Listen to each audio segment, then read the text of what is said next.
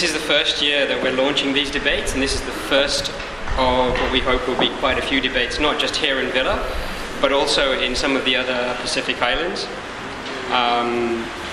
And I think the idea is to stimulate discussion and also to share ideas and views, particularly for today's debate is to hear the views of younger people.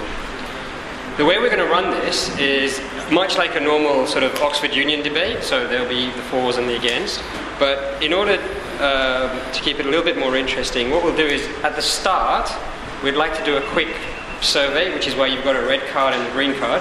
You could always use a red card to send me off, but to show, just to have a look at what people's opinions are at the start of the debate, and then at the end. And this is part of another piece of work that the Pacific Institute will be doing over the next 2 years, where we'll be trying to poll you all, either digitally using mobile phones or through the web, to try and keep a track of what your views and opinions really are. The chairperson, Mr. Nisoni, esteemed delegates from around the Pacific, members of the audience, and my fellow speakers, a very good afternoon to you all. It has been said that it takes the whole region to live a good life. This may be true since some of the major economic, environmental, and social challenges that we face as individual countries have been, to an extent, being dealt with adequately by regional cooperation.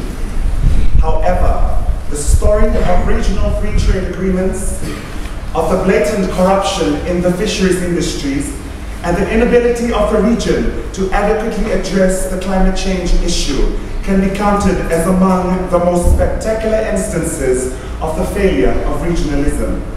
While the spirit of regionalism has worked beautifully in several instances, it has failed. It has failed miserably in the areas mentioned.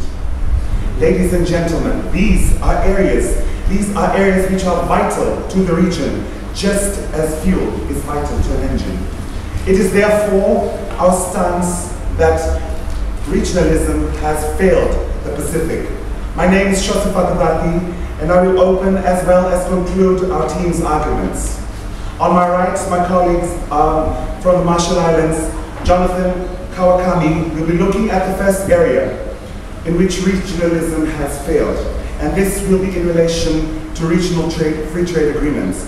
Moving on, Ane Iati, my colleague from Samoa, will highlight for you how the corruption in the region's fisheries industry has hindered its development. Lastly, our final point will be mooted by my colleague from the Cook Islands, Jacqueline Wikaitaya. This will be on the issue of climate change and the inability of the region to tackle this ever-pervasive issue. Ladies and gentlemen, after you have taken heed of our arguments on the topic and have had the evidence to support it, you will reach the same conclusion as we have, and that is, regionalism has failed the Pacific. Thank you.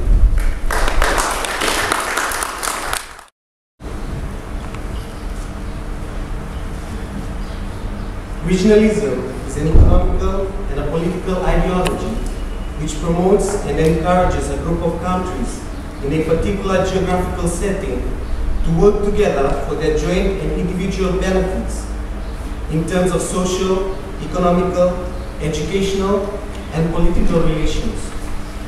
A classic example of regionalism operating for the benefit of our region is our very own university, the University of the South Pacific, where 12 member countries of our region have worked together and shared the common goal of establishing the university in order to educate our children, who will later on help in the development of our region through various areas in trade, economics, leadership, law, and other fields. Another classic example of effective regionalism is the Pacific Islands Forum, which has successfully served our region for almost 4 decades. Now, in combating major issues affecting the region and implementing programs that will help move our region forward. Therefore, it is strongly arguable that regionalism has not failed the region. The Honorable Chairperson, distinguished guests, my fellow debaters, ladies and gentlemen. Hello and a very warm welcome to you all. My name is Mesaki Ndawai and I am from the beautiful islands of Fiji, and I will be introducing and concluding on behalf of my team. As proponents of the negative side, we stand for the proposition that regionalism has not failed the region.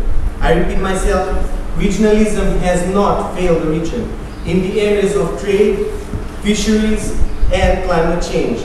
And to support this assertion, the first member of our team, Ms. Rose Gortokye from the Kingdom of Tonga, will elaborate on how trade has brought about lucrative advantages through efforts of regionalism. Our second speaker, Ms. Debrisa Hartman from Nauru, will illustrate how the Pacific region's collaborative efforts in the fisheries industry has elevated the region's progress to another level of unprecedented growth and increased development in a way which could not have been accomplished had the Pacific Island countries been working in isolation. Our third speaker, Ms. Lopua Kuli, from the beautiful Island Kingdom of Tonga, will deliberate on how the region has worked together through regional organizations and institutions to raise greater awareness and shared concern on issues of climate change against some of the major world players in the international arena. It is only obvious to say that after all these arguments are presented to you, we will have proof that regionalism has not failed the region.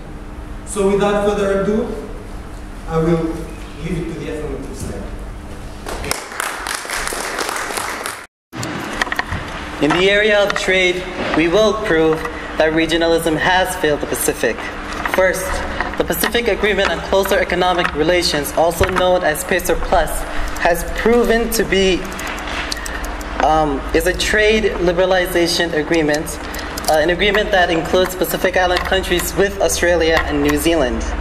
Now, the elements of this trade has the ability of reducing tariffs. And the idea of reducing tariffs, according to a World Bank senior economist for the Pacific, Dr. Manjula Luthria, she clearly points out that this will leave a significant hole for the Pacific. A report, in fact, was conducted by the Pacific Island Forum Secretariat, which actually proven that PACER Plus will cause the Pacific to lose tens of millions of dollars. For example, in Vanuatu and in Tonga, they stand to lose 17% of its annual government revenue. Samoa and Kiribati stand to lose 14%, and Fiji and PNG stand to lose more than tens of millions of dollars each year. As a result of reducing tariff, a system of value-added tax will be imposed. Now, for example, this has happened in our region, when the Asian Development Bank forced Vanuatu to reduce its tariff as a condition for a new loan in the late 1990s. The country was left with a massive, it suffered a massive revenue loss, which was extremely difficult for the country to recover from. Also, introducing a VAT, a value-added tax, may cause Pacific Island states not to enjoy the tariff barriers. Experience suggests that even when these tariff reductions have been imposed, still exporters and distributors have raised up the prices, which leads to a failure of consumers to actually benefit from a reduction of tariffs.